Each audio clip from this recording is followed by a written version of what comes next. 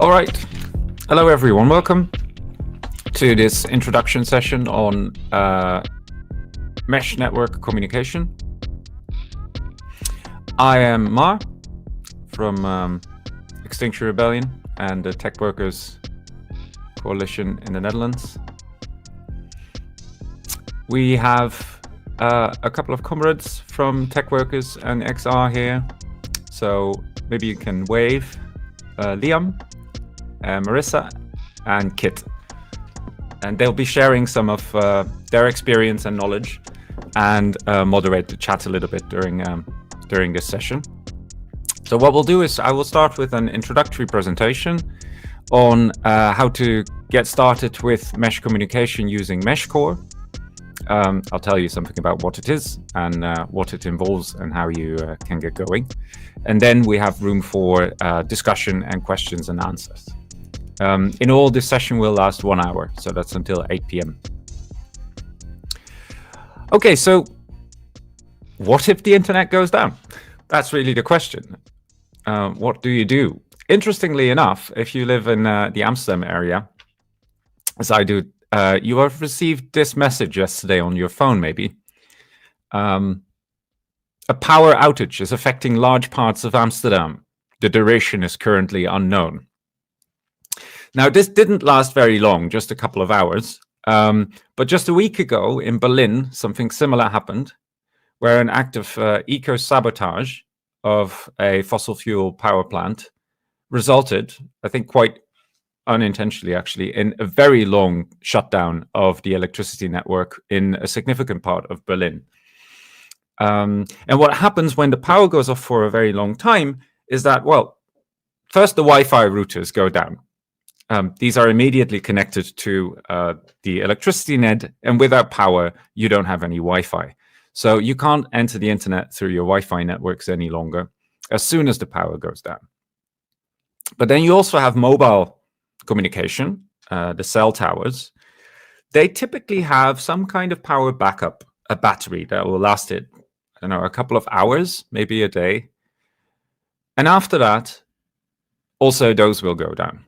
So if the power goes off for longer than a day, then you should assume that there simply won't be any internet or mobile phone connection in your area.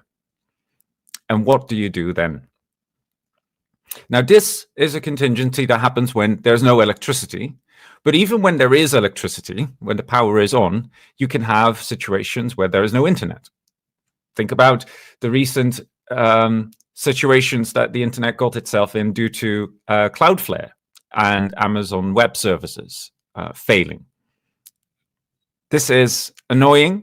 The internet is built very much on these centralized big tech services, and if one of them goes down due to general enshittification of technology or vibe coding or just bad luck, then it takes along a large part of the internet. One significant thing that it took down when AWS went down was Signal.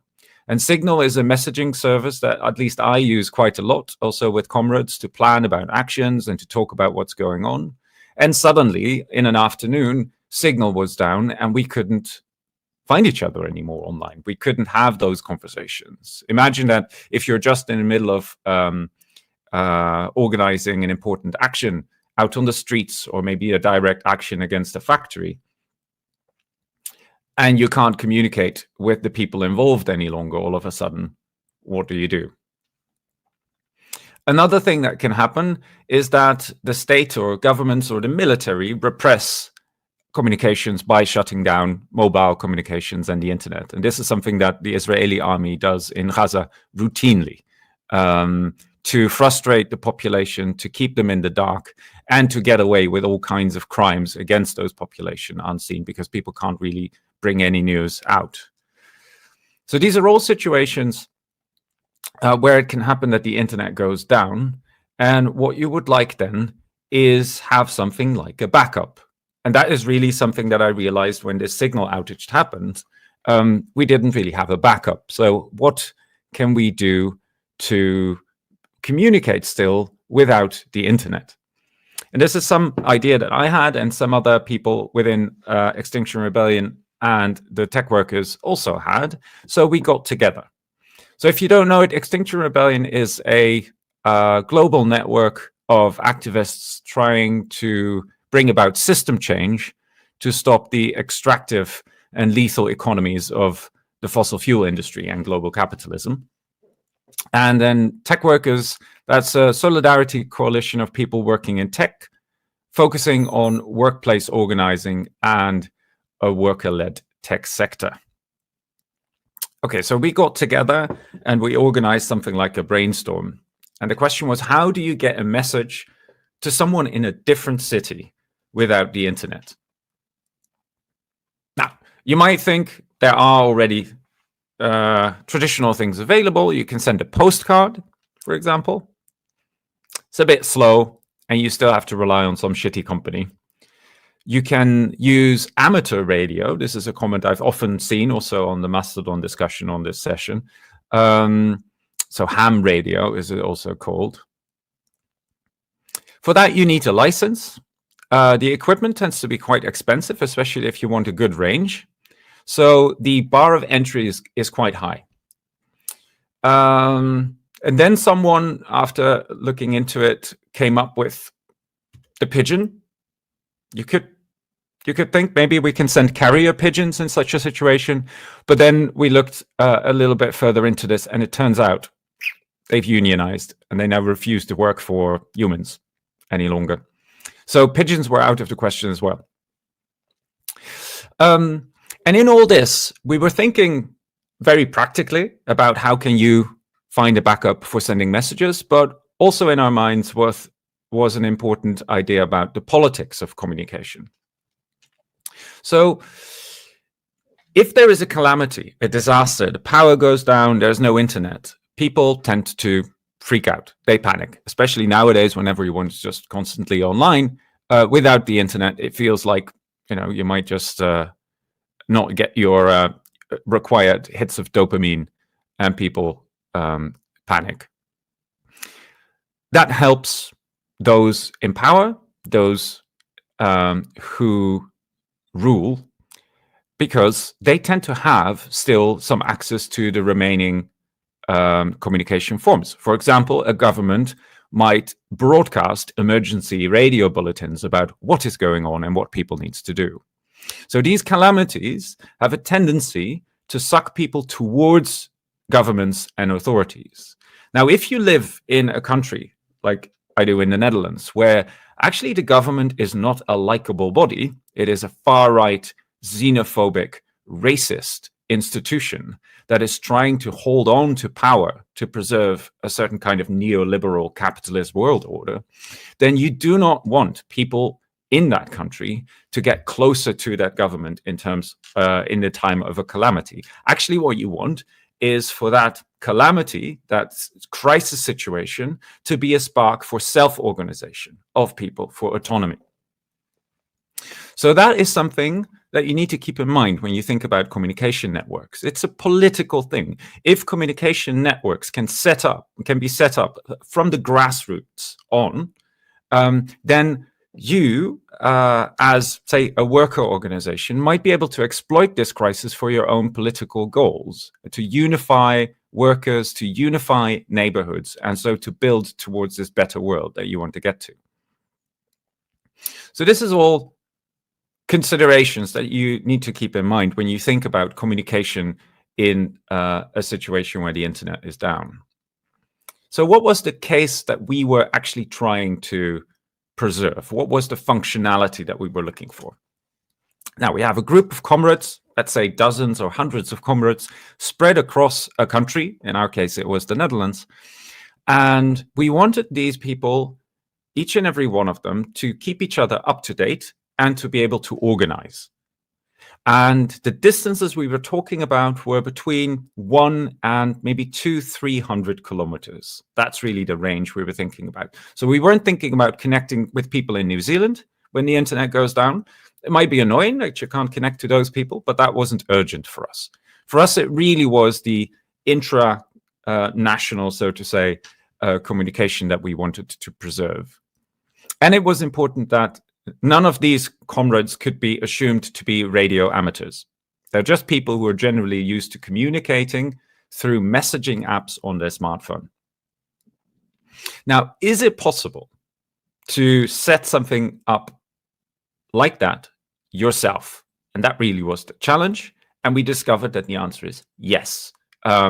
If you use mesh communication using relatively cheap LoRa boards, I'll explain what it is, using Meshcore, a piece of software, and I'll tell you about that, you can do this.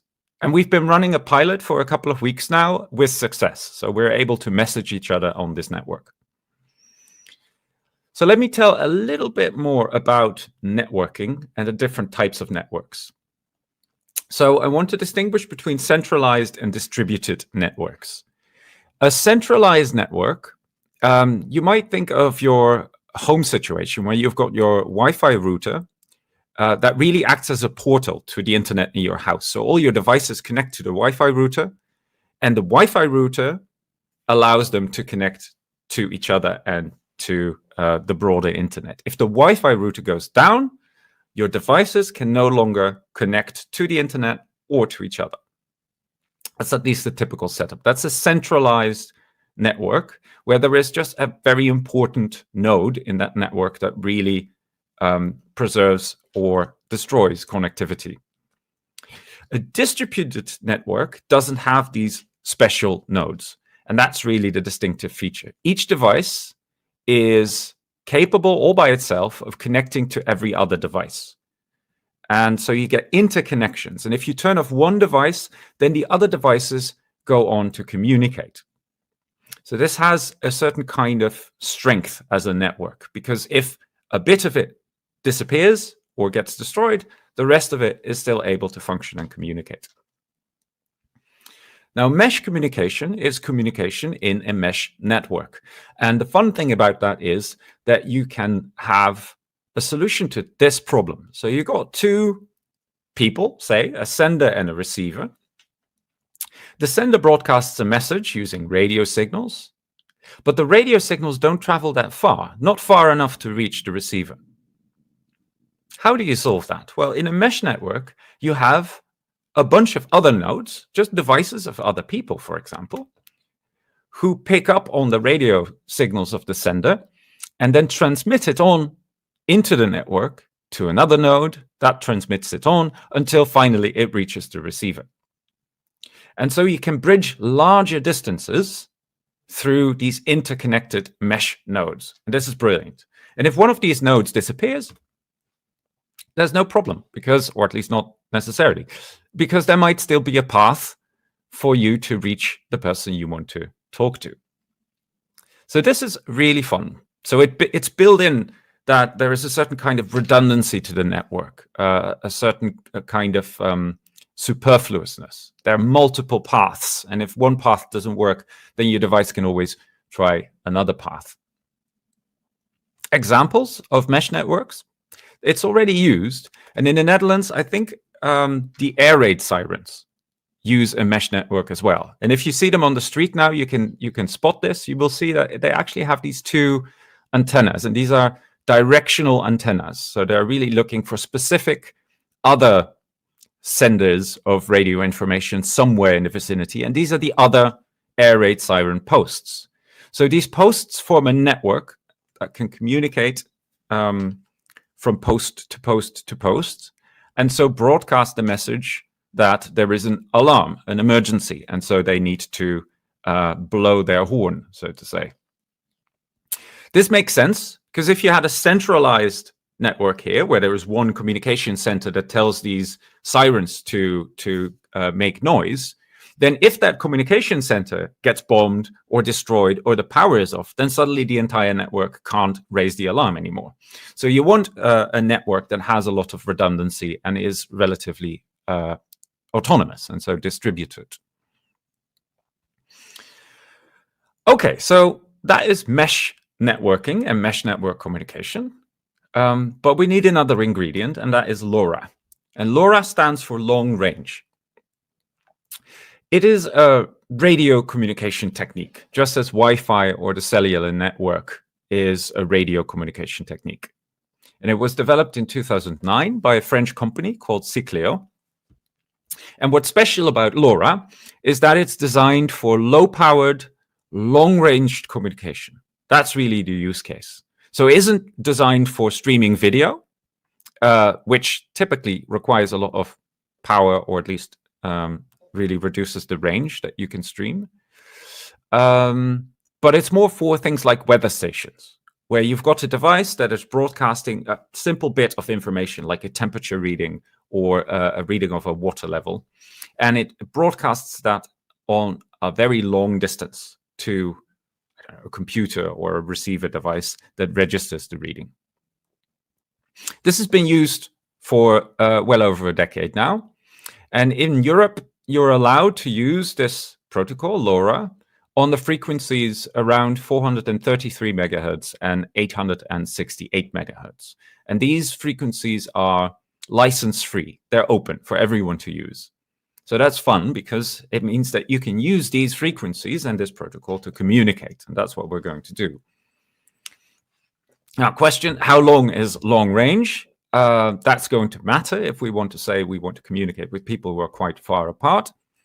Well, in perfect conditions, I've read that this can be something like 300 kilometers that two nodes can be apart for them to be able to communicate with one another without any intervening nodes. So direct contact at a distance of hundreds of kilometers is in principle possible with LoRa. In practice, I've seen that it's basically more like 10 kilometers if you're lucky. And in dense urban environments, it reduces to maybe 1 kilometer that you can be apart to have a direct connection. So this is why it's important to form a network so that there are lots of nodes so that you can hop from one node to the other to reach these distances that you like. If you have a surveillance meter at home, which is also called a smart meter for electricity, then chances are you already have a LoRa device in your house. Because at least in several countries, these electricity meters, they themselves form a mesh network using LoRa to communicate. So your meter reading might be sent to another meter, maybe your neighbor's, and that meter sends it on to yet another meter, until finally it reaches the electricity company that registers the meter reading. So this is convenient because then the electricity company doesn't have to install a separate communication network, or you have to connect your meter to your Wi-Fi router, which is also annoying, but it can function completely autonomously, and it's quite a robust network. So LoRa is a radio communication technology that is already widely used by various sensors and meters. The question is, can you use this technique also to type text messages to each other? And you can. For that, you need to have a specific piece of software, and we've been using Meshcore. So here on this image, you see a small circuit board, and that is a LoRa radio transmitter. And if you install the Meshcore software on that board, you turn it into a messaging platform. And in that way, you have a fairly cheap device. So such a transmitter is around 15 to 30, 35 euros. With free and open source software, Meshcore is something you can just download from the internet, from GitHub, and join this expanding mesh network that people are using to send each other messages using LoRa radio. Now, these messages, they're not sent by pressing things on that little computer board.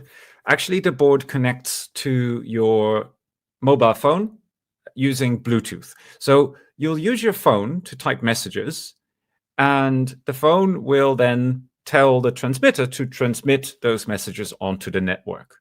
And in a bit, I will show you how that works. So the experience is very much like your regular experience of typing a message to a friend in a messaging app on your phone. First, I want to say one thing about Meshcore and what makes it special. because there are other bits of software around. And one thing that is just really distinctive of Meshcore is that it distinguishes between different roles in the network. So a node, a device in that network can do multiple things, and Meshcore separates those. So I want to talk about two different roles, the companion and the repeater role. So if you get started, and I hope you will start building a companion, because that's basically the basic point of entry. It is the transmitter that allows you to send messages onto the network using your phone. That's what you want. But then there is another device, and that is a repeater. Now, a repeater has only one job, and that is to repeat messages that it receives from the airwaves. So imagine that you pick up your phone, it is connected to your companion device, and you type a message to a comrade in a different city. Your companion will now transmit that message onto the network, mesh network, and then it might encounter a repeater node. And that repeater will then pick up the message and simply broadcast it again, so that it gets a bit further into the mesh network and then bumps into maybe another repeater that will broadcast it again and again. And this way, the message spreads through the network quite far.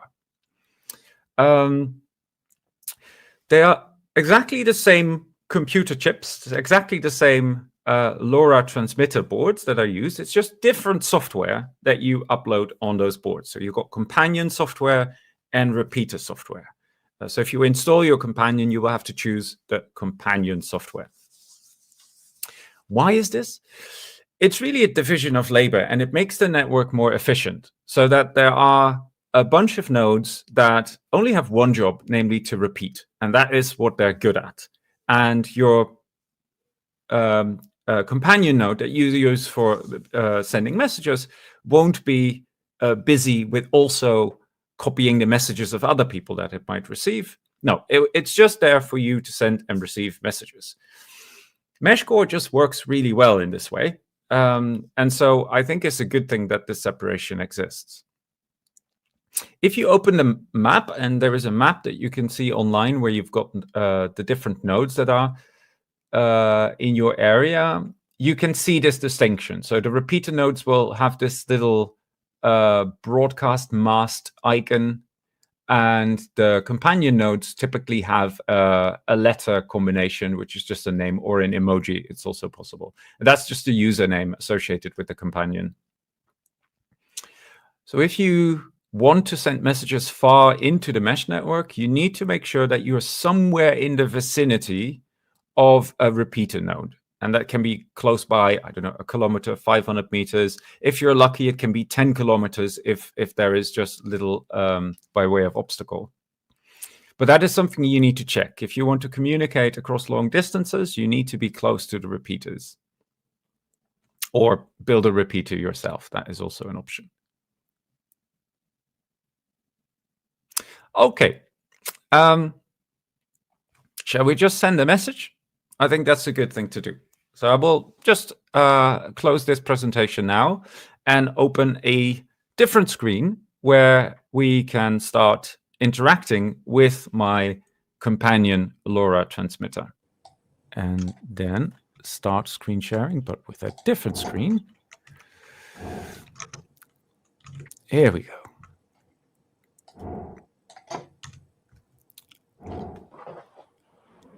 Excellent. Let's delete this.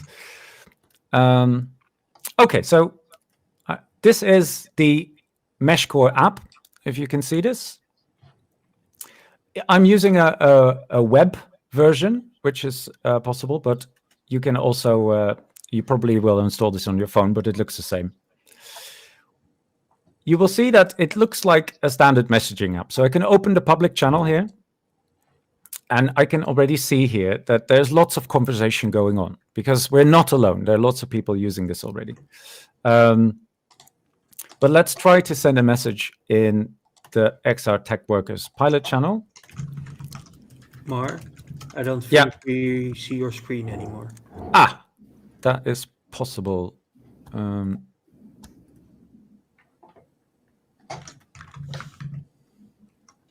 Now? Yes. Yep. Good. Did you see nothing of what I shared of the app, or? You can see it in the beginning, but then it dropped out. Okay. So. That's right.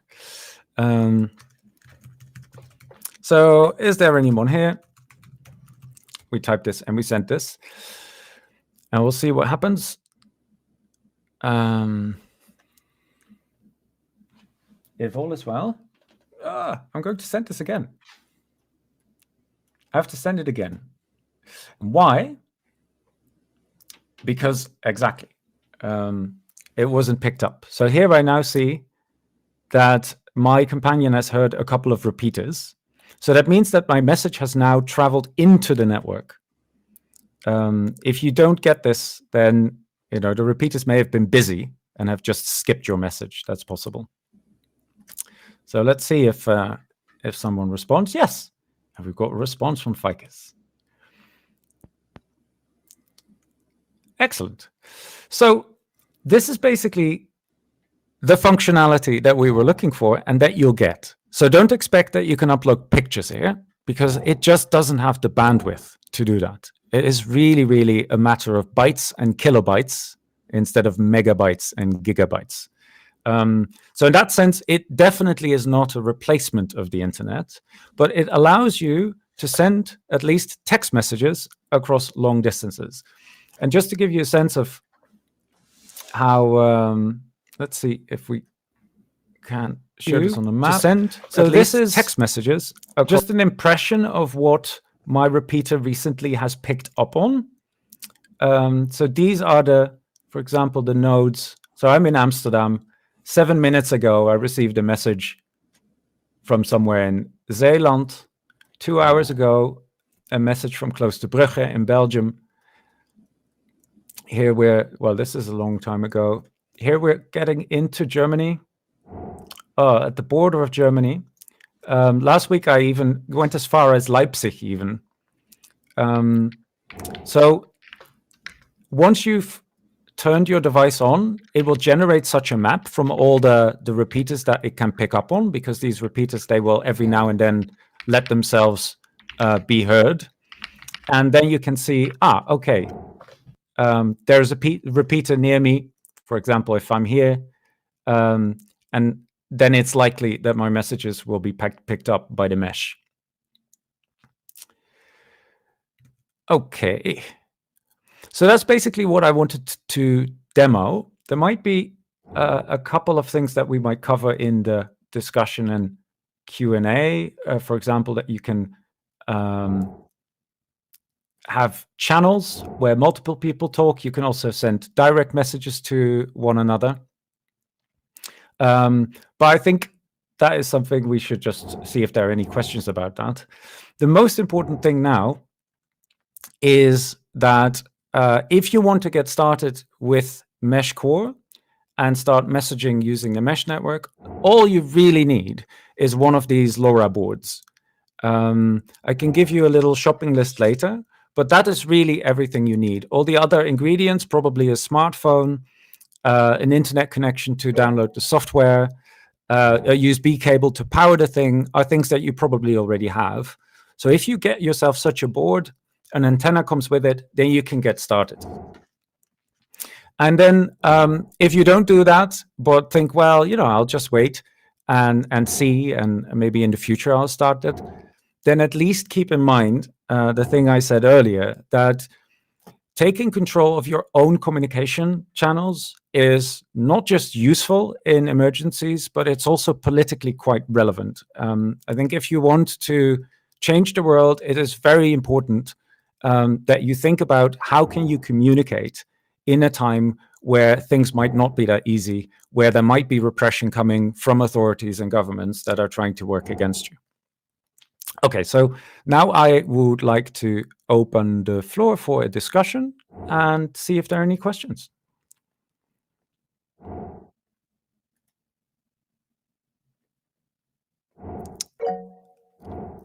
Several hands.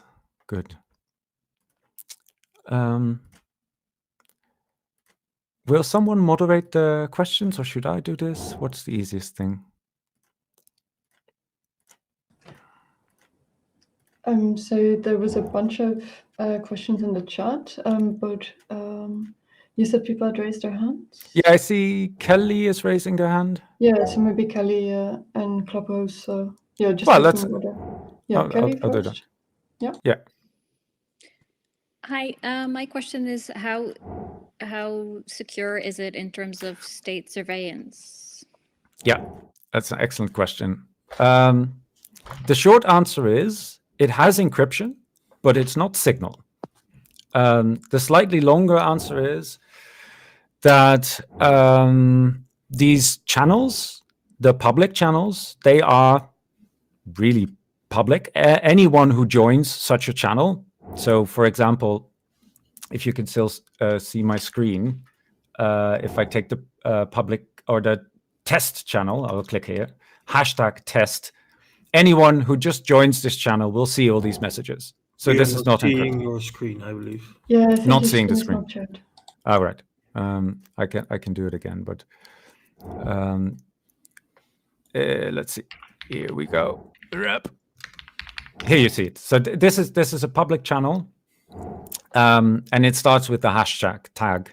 If you are used to IRC, which is a very old thing to chat, but it works like that. So anyone who has the name of the channel can enter the channel. Then there are these private channels, which show you a little look. They are encrypted with a key, but anyone who has the key can encrypt the entire message history. So although it is secure, it's not very secure.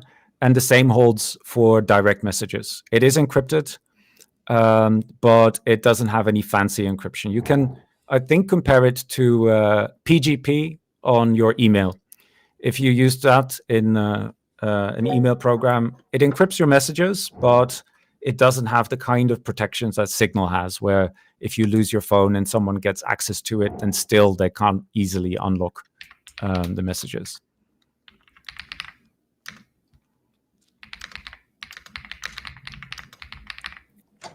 Okay, then maybe Clubhouse. Yeah. Yeah, but good question, Kelly. Thanks. Hey, my question is, I'm running some servers, some of these small ones, like Raspberry, basically. Yeah. And I was wondering, like, sure, I can like plug one of these things in there, and if that helps. But like, how much maintenance is it? How much does it take to update all the stuff all the time? Pay attention to it, or do you just plug it in there and forget about it? Yeah, maybe I'm curious if Liam or Marissa have something to say about this, because they've been fiddling with. Could you repeat the question? I'm sorry. I was answering the question for everyone.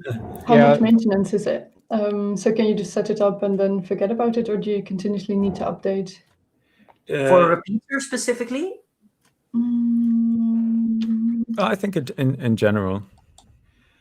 So the devices tend to run out of battery every once in a while, in my experience. Even the solar repeaters. Sometimes there are new versions of the software, and I've seen some cases where if you're not on the right version of the software, you're not getting anything. But it's not happened to me yet. It's just some specific devices. So can't I just plug it in so it always keeps recharging? And can you access it over SSH, or do you have to somehow unplug it and then access it manually? Or there so the is you can access from your own companion using the protocol itself, and the companion devices you can just manage using Bluetooth. There is a way to update repeaters over the air, but it is a bit finicky. Meshcore is relatively new and still actively being developed, so they are still working things out like this, like updating things over the air, etc. Yeah, Yeah, Meshcore but it was developed in 2025. It I started think to some get people really. are also curious about the difference between Meshcore and Meshtastic. Yeah, we can talk about that later, but sorry, I think you want to come back on this. Is that right? Yeah.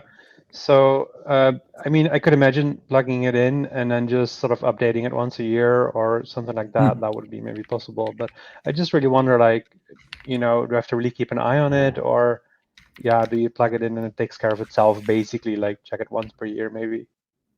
Yeah. So my experience is it takes care of itself. If you take the board, you plug it into your USB adapter into a socket, so you don't have battery issues. It will just be running. If it crashes, it will reboot itself. And the only thing, indeed, that you would have to be thinking about is there a software update? And then, in order to install that, you can install it in various ways. So the last time I did an update, I just connected the board to my PC and just uploaded the new firmware. But as Liam just said, there are other ways of doing that too. So in principle, it's low maintenance. If you want to make it portable, indeed, you need to start thinking about, okay, do I have the right battery? Okay, thank you.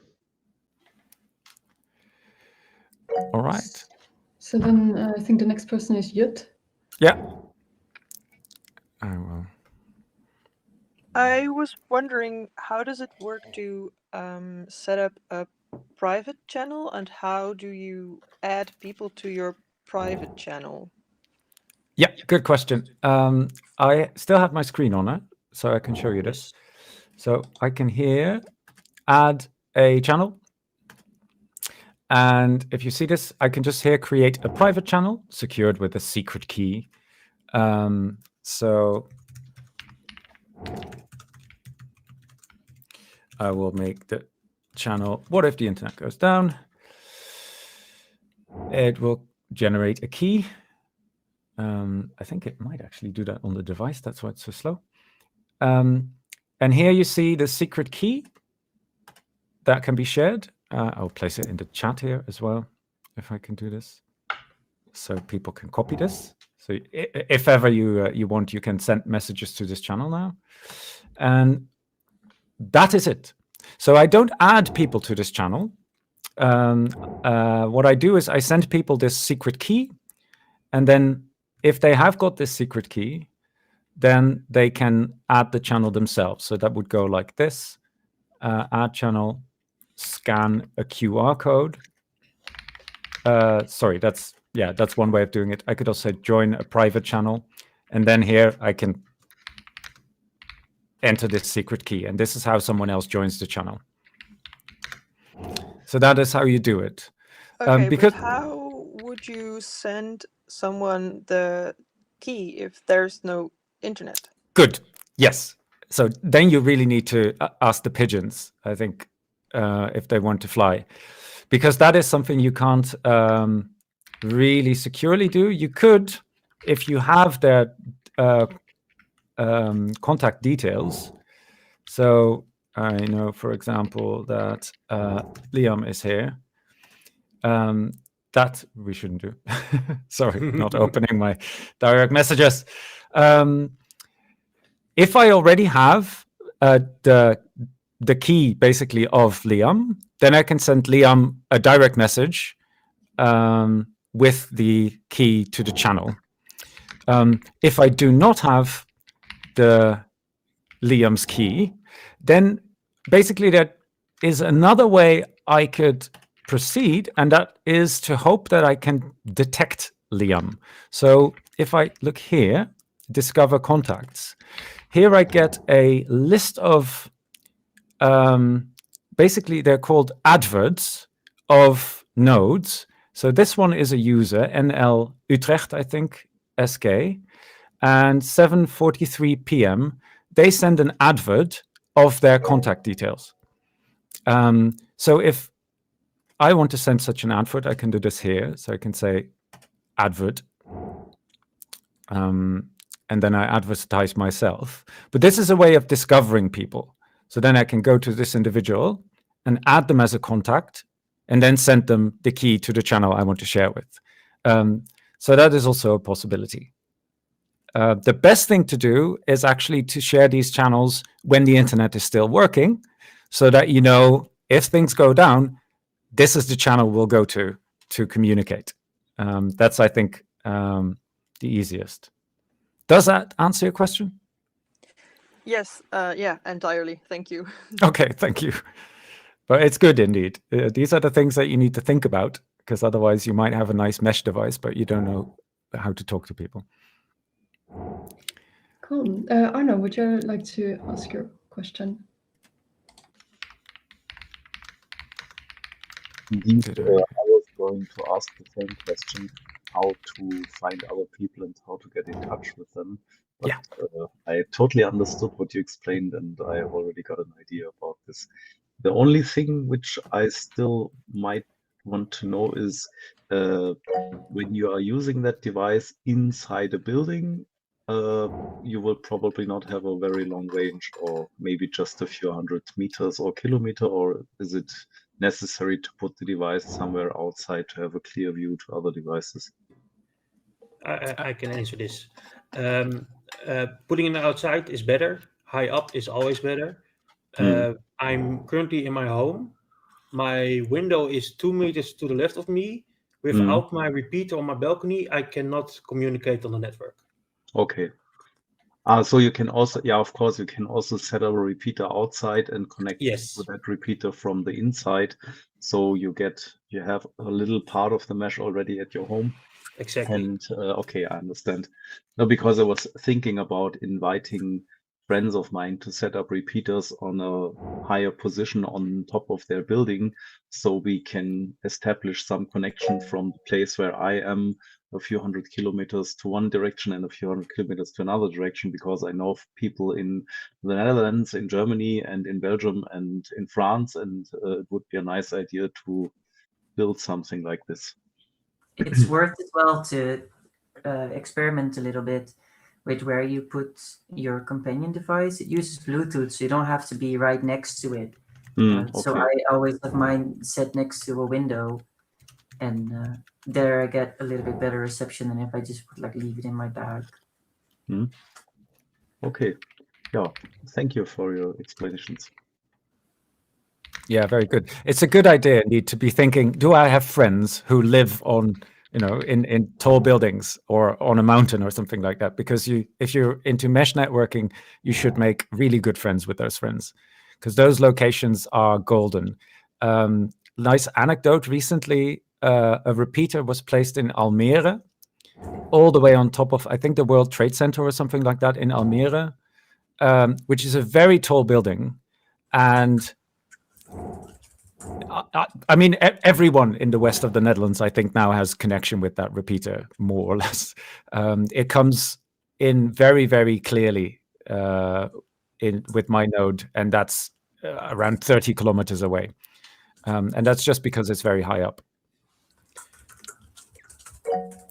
Okay, we have Johnny S.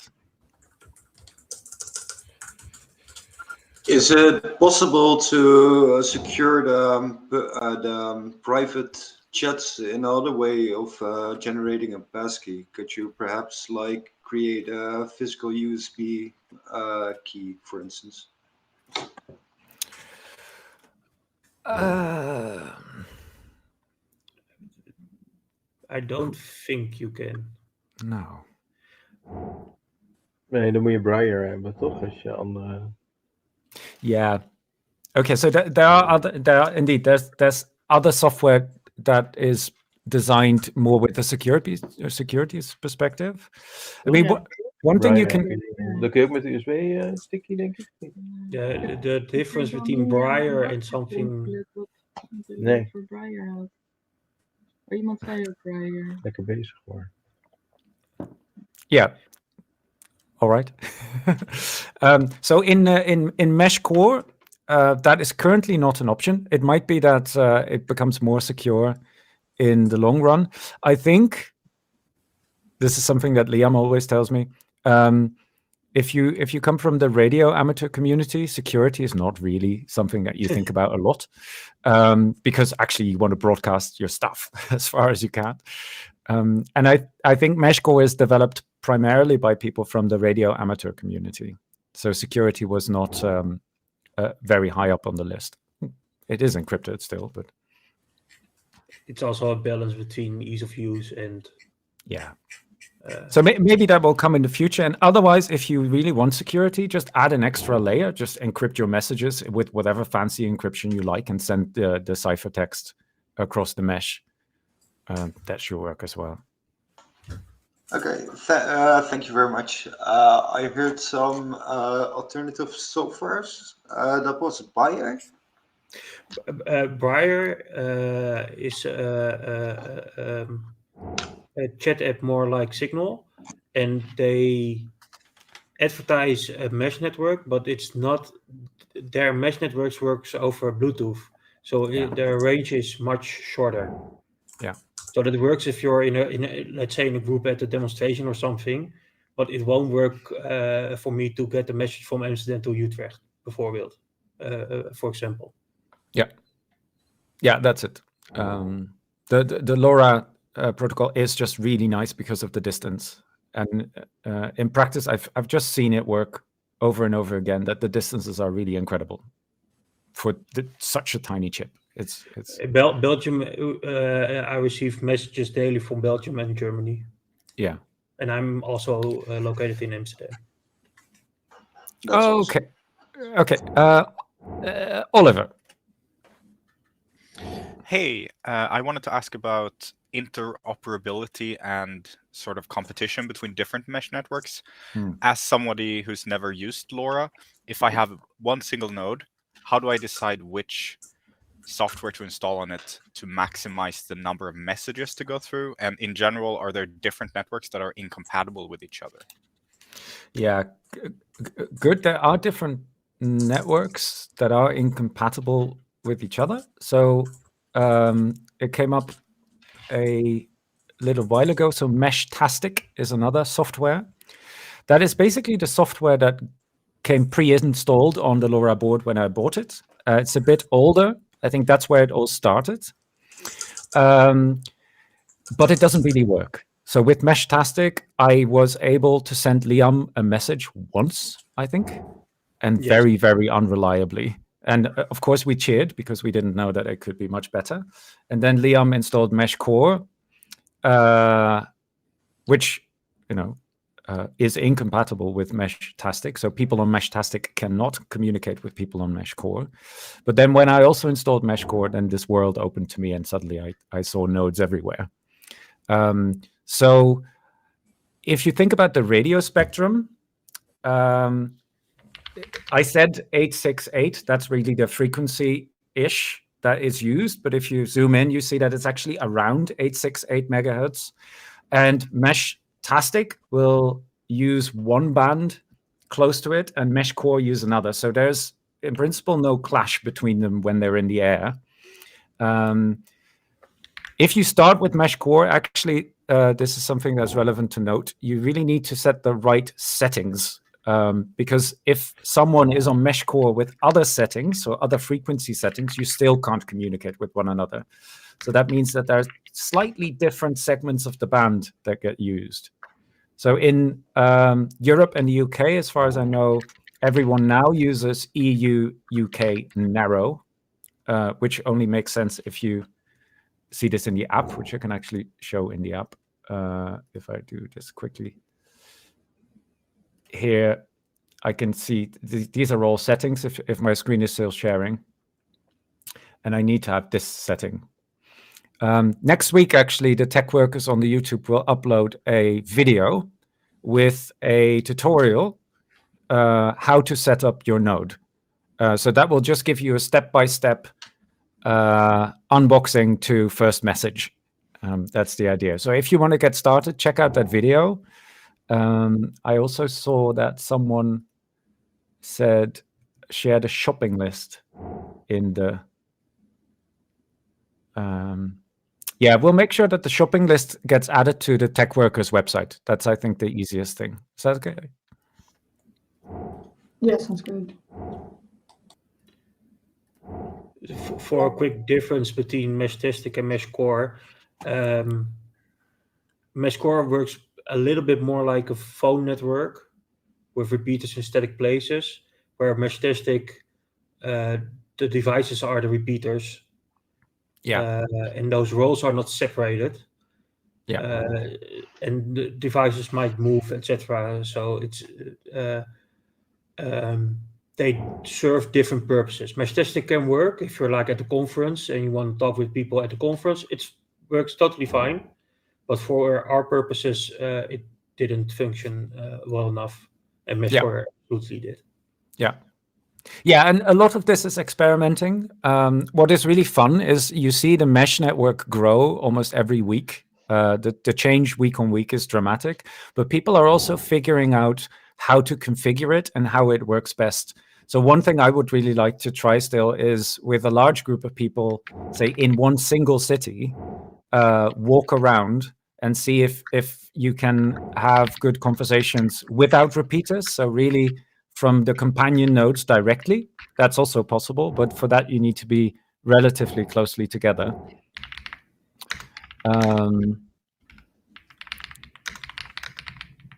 Yeah.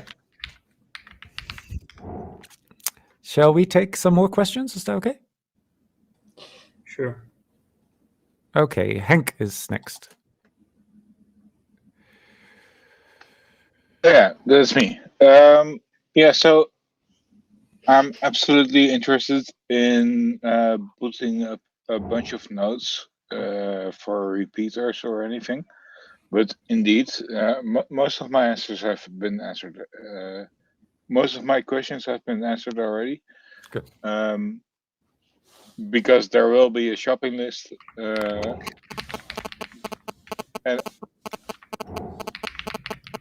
there's a phone in there. Yeah, that's not LoRa. LoRa sounds differently. This is traditional GSM. That was you, Mar, right? I'm not sure. Yeah, and if you want to install repeaters, check the map on meshcore.co.uk. Let me type that in the chat. There is a map, and that allows you to see if there are already repeaters in your area.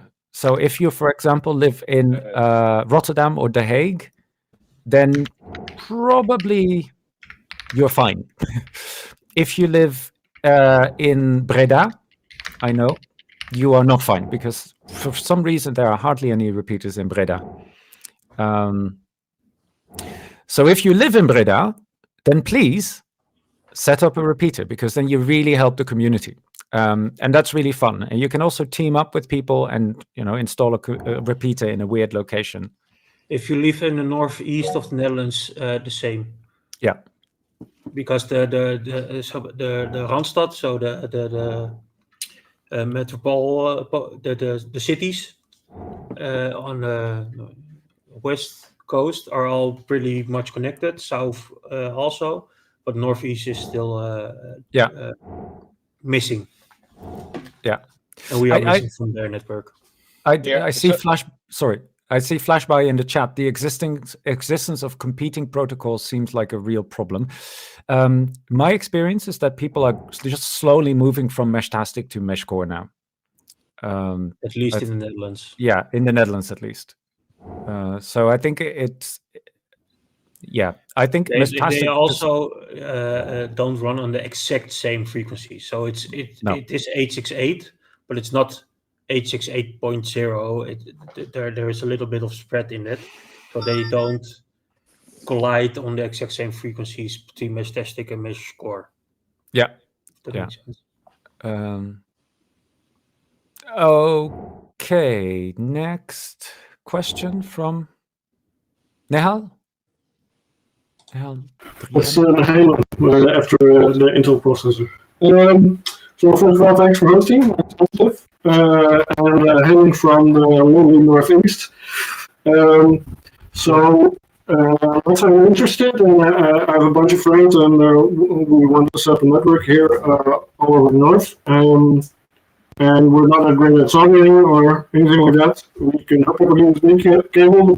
That's what we're doing. So if you could include in the shopping list what I would buy in such case to like a set and forget kind of thing, would be great. Yeah. Let me just put up the shopping list because I do have it here. I just need to share a different window again. There we go. No, this one, not that. Here we go. If all is well, you see a different screen now. Yes, and then we go to the shopping list. Is this legible? So if you want to get started, yeah, maybe I can zoom in. Can I? Not really. It will be on the website as well, but really just search for a mesh node, and I can recommend getting the Heltec T114 and make sure that it's the 868 megahertz one. There are lots of stores that sell it. There are also other boards, and I know that some of you, Liam, Marissa, you've got other boards, I think. That's also fine. What I like about the Heltec T114 is that you can connect a solar panel to it, you can connect a battery to it. It is very power efficient, so it already comes with these benefits, and that's nice. I think I paid 34 euros for it. Optional, get a case. You can 3D print a case. You can buy 3D printed cases. You can make a case. If you do woodworking, you can probably make a case out of wood. And then you probably want a battery. And this is a bit fiddly. Marissa, you've had lots of battery experiments. Yeah, that's right. I found a battery that works pretty well, but it just barely fits. So you want to look for 103040 3.7 volts on AliExpress. And let me see if I have a separate one here. Yeah, actually, it might actually be nice to show the nodes that we have here. Show off your node. So this is how I'm holding it up in the camera. How my node. I got a separate antenna from AliExpress as well. It was like €5. Yeah. So we all have the same case because this is just a case that Heltec made, I think. But that's all you really need, at least for a companion node. If you want a repeater node, you might want to start thinking about antennas. So I've got this slightly longer antenna on here. I think by default it comes with a very short one. If you think, I've got this brilliant location, but it's very far removed from any other repeater, then you could think of a directional antenna. And that's a whole new, you can give an entire tutorial on antennas. But I know that Andy Kirby on YouTube, who is one of the people behind Meshcore, has various videos on experimenting with antennas. So that's also very useful. I'll type his name in the chat. No. That. All right. Does that answer your question? Yeah, sure. Awesome. As a follow-up, I guess, then, so there's no hardware difference between the node and the repeater? No. That's the cool thing. So it's just software, and it's very easy to flash. So if you think on Monday I want a companion, and on Tuesday I want a repeater, that's fine. It's easy. Okay, cool. Yeah. Well, thanks. And then we have Jut. Yes, me again. Maybe this is a bit of a stupid question, but what was the Techwerkers website and what was it for? I kind of missed that. Kit, maybe you. Well, so the Techwerkers website is just where you can find whatever Techwerkers are doing, and you don't need to use that at all to use Meshcore communication. It's just that Techwerkers and together with Extinction Rebellion Justice Now. Sorry, I see my video's gone. It's just that Techwerkers together with Extinction Rebellion Justice Now set up this pilot, so that's where we're involved. But yeah, and there will be a page on the Techwerkers website with the shopping list and hopefully a recording of this session, and otherwise maybe It's still recording at the moment, so hopefully. Okay, good. Yeah. Oh, yeah, and also a link to the tutorial video, that will how go to set out, up your node. later in the week. Yeah. Just something I'm thinking of right now because somebody asked about batteries. Most of these devices will not work with a USB battery power bank. Yeah. Because it won't draw enough power to keep the power bank on. Yeah. So be aware of that. Yeah, exactly. And also, so they've got a USB-C port. Be careful how you power that, because there are these fast chargers that you can use for your Android phone, for example, which is really convenient for your Android phone because it charges the phone in 2 hours, but they're too powerful for this little board. So that's why it's best actually to connect it to a USB-A port, because that always is right in terms of current. That's another little thing. Right. Do we have any more questions? I think we're... Yeah, Castagne.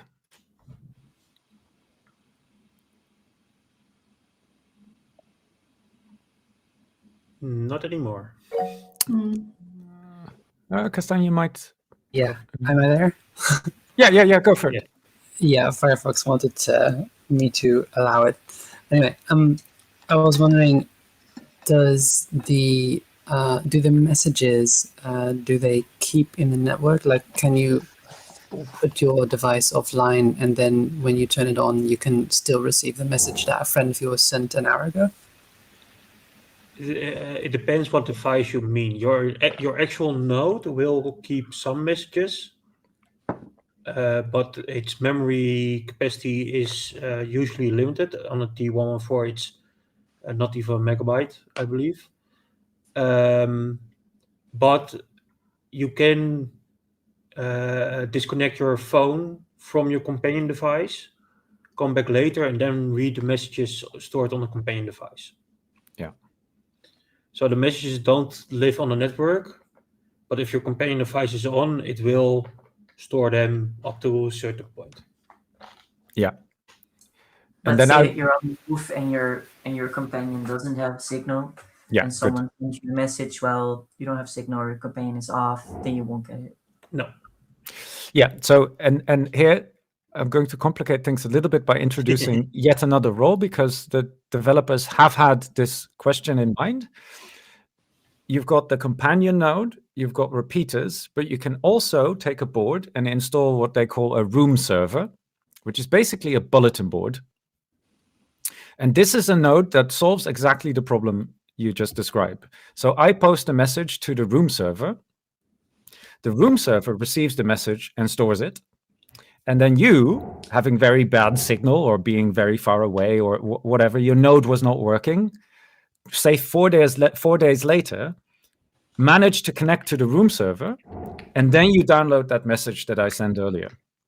So via these room servers, you can solve this problem. In the situation here in the Netherlands, I haven't really seen any need for room servers because the connection is just good enough to send messages. Sometimes it goes wrong, but then you try it again. But I can imagine if you're in a very remote area, say you're in a big forest, then it might actually be interesting to hang a room server, say somewhere at an entry point, that people can come collect messages every now and then, just as you would by logging into a bulletin board system. So this is something you can do, but you need to set up a separate node for that.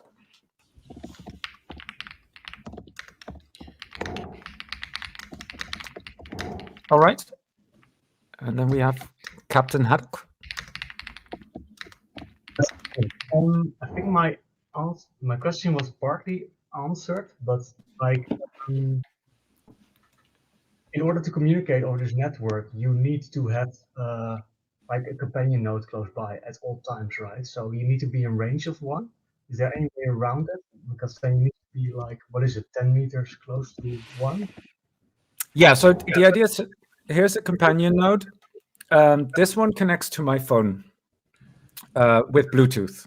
So that is the range. So if I throw this one out in the garden, for example, then my phone might lose connection. So I need to have this one close to me.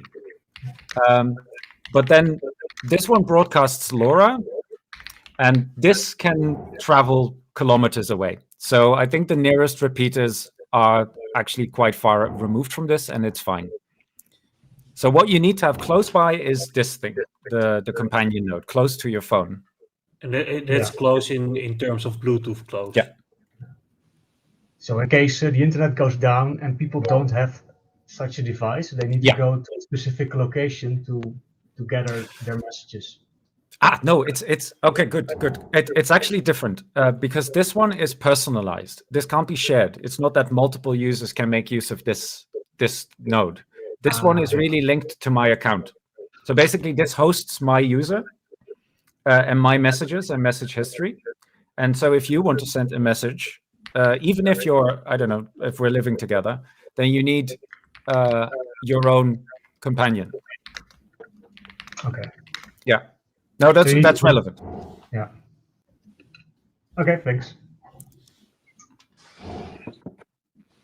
Now you're talking about the companion node. It is Bluetooth enabled. I just thought of this. Other people are able to connect to it. It's not that you're saying on your phone or something like, this is my phone and this is my companion, only these two can connect. It will give a Bluetooth pin on the device if it has a screen, and a lot of them do. And anybody can then connect to it with Bluetooth if they have the pin, and then receive messages as if they were you. So that might be a security concern for you to take it with you on, or not take it with you on certain things you are doing. Yeah, this is actually indeed, this is good. You can set your pin, but indeed this is something that is a possible vulnerability. We have now only shown build it yourself devices. There are other types of devices that are ready to go devices with a keyboard and everything. Those might be different. I don't have one myself, but it might be that you can set a password for that device, and then it's more secure, obviously. Yeah. I said that we would end at 8. No essential information will be shared anymore. So the relevant links, shopping list, videos, whatever, will be on the Techwerkers website, techwerkers.nl. Probably tomorrow somewhere that gets shared. So keep that up in mind. And then if you want to get started, especially just look at the shopping list, get your equipment, and then next week there will be a tutorial video. If you still have questions, I'm happy to answer questions, and because I saw that there were 2 people who had raised their hand. Yeah. Sarah. Hey, I heard you saying that next week there will be information. At what time? Is it the same time, same day, I guess? It will be asynchronous. It will just be posted on the YouTube channel of Techwerkers and probably on Mastodon. Can we post this on Mastodon? Do we have a PeerTube? Well, definitely a link. Because I'm really interested in following the next. Yeah. So that would be just a video tutorial. Oh, and that's and we might have someone doing a live setup of how you get started. But yeah, we still have to confirm the date, so that might be next week or the week thereafter. Okay, perfect. Nice. Thank you. Kind of build along. Yeah, and actually, let's if all of you who are really keen, write this down. #InternetDown. Put it in the chat as well. So let's use this as a channel to talk to each other if you manage to set up your node. So just send a message in internet down. I think no one uses that. And then see if, yeah, good question. Call signs. Yeah, you can just make up your own name. So everyone has their own name, and people can have the same name.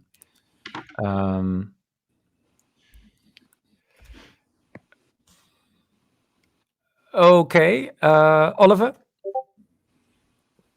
Hey again. Thanks for officially ending it. I'm merging a little bit closer to casual chatting. I wanted to ask both you, the organizers, and people in general, the titular question: what if the internet does go down? In the sense that, has this mesh, this specific Meshcore, actually been used in a situation where the internet was down, and what was the experience of that? Does this actually work in real life? Very good question. Meshcore, I don't know. I know that in the US, Meshtastic was used during some hurricane last year pretty effectively. They were able to get help to people that needed it, that couldn't communicate otherwise, etc. Yeah, that's good to know. I mean, this is a discussion that comes up often in the public channel. So when you install your device, you will see that automatically you are in the public channel, which is the channel that everyone is in and chatting and conversation. You know, it varies how interesting it is. But sometimes this comes up. What happens if the electricity goes down, for example? Because now we've got a fairly robust network with repeaters, but many of these repeaters do rely on power, wired power. And so if the electricity goes down, we don't really know what will be left of the network. And I think that's just an interesting experiment still. More and more people, I think, are trying to hook their repeaters onto solar panels or on batteries. And that would really be good for repeaters always, at least, to have a backup of a couple of days of power, because then you can bridge power outage. But in the Netherlands, I think we haven't really seen this type of situation yet. Thank you. I saw that Kelly in the chat wrote that people in Gaza have used it. That's exactly the kind of confirmation I wanted. I'd love to get more information if anybody has links or any information at all. Yeah, Kelly, if you know anything about this, share it, please. Someone just shared a link about it being used in North Carolina during the flooding last year. So if you're, there is a link in the chat. It's not specifically about Gaza, but if Kelly has more about it, if she's still here, if they are still here. Okay. No more questions? Then I think we can close this safely. So I hope you found this helpful. There is a lot to learn, but I think the most interesting way to learn this is in practice, because starting this is relatively easy. Relatively little can go wrong. Just get yourself set up and then ask the community if you've got questions. People are very, very keen to answer questions in the public channel or the test channel. I can hear all this, yeah. Thank you. Oh, we've got some more people. Okay, Heiko, go for it.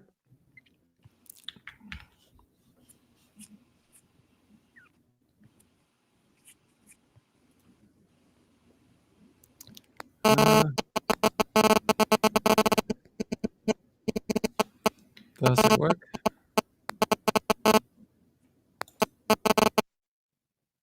I'm trying to unmute Heiko, but it doesn't really work. Let's go for Joe. Oh. It could also be that the intention was to upload. That's also possible. Yes. I see. Raise hand. Yeah. Okay. Have a good evening, everyone. And if it's not evening where you are, then enjoy the rest of your day.